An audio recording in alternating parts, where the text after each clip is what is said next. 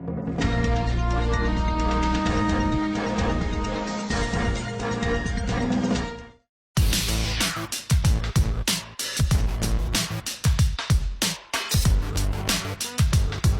keberadaan Epan Tarnando, driver taksi online di Palembang, akhirnya terkuak.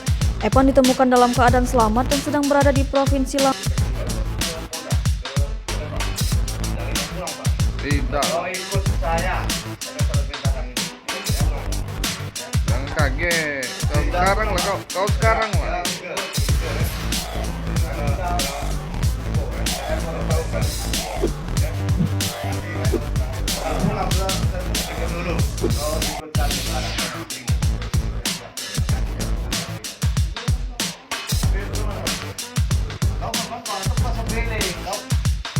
Bulan Madu, ya.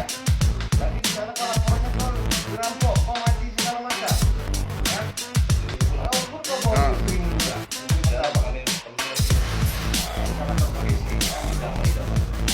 Kau itu kami. Oi, kau melok be.